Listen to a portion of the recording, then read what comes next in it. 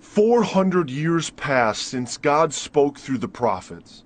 They were now ruled by the Roman Empire, and the Jewish people longed for a Messiah to come and liberate them. Then, Mary, a young woman still a virgin, gave birth to a boy named Jesus, meaning one who saves.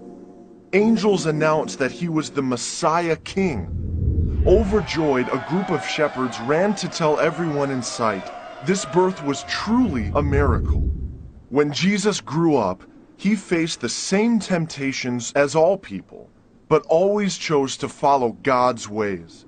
Jesus showed his closest followers, called disciples, how to live in the ways of God. He told them, "The kingdom of God has come. Now turn from your ways to God's ways." Using profound stories called parables, Jesus challenged the Jewish people to search for the deep realities of God's kingdom.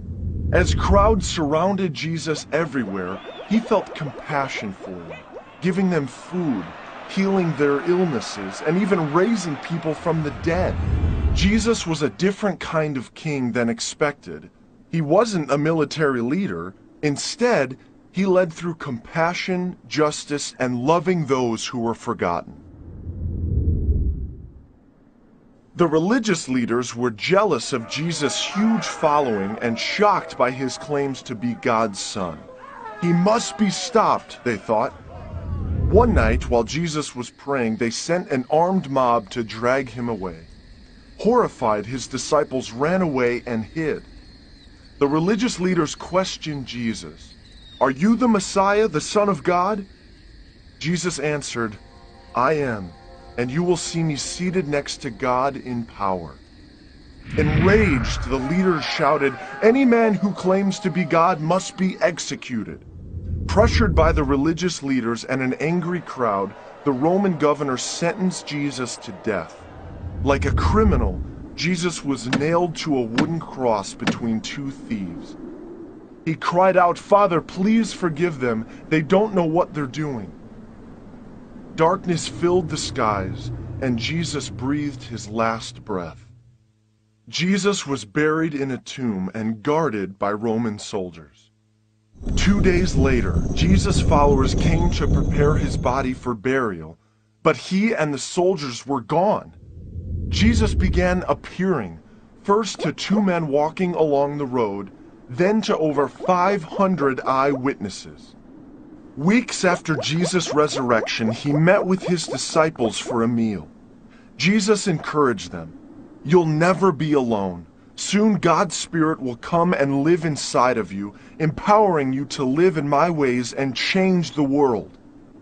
As the disciples watched, Jesus disappeared into the clouds right in front of them. A few weeks later, 120 of Jesus' followers were praying.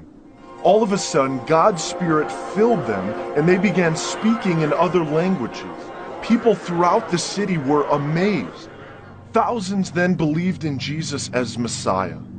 This was the beginning of the church, a community all over the world called to live in God's kingdom ways. Empowered by God's Spirit, Jesus' followers healed the sick, fed the hungry, and cared for the poor. The church spread all over the region, but they faced great persecution, jailed, beaten, and even put to death for what they believed. A man named Saul was leading the charge to destroy the church.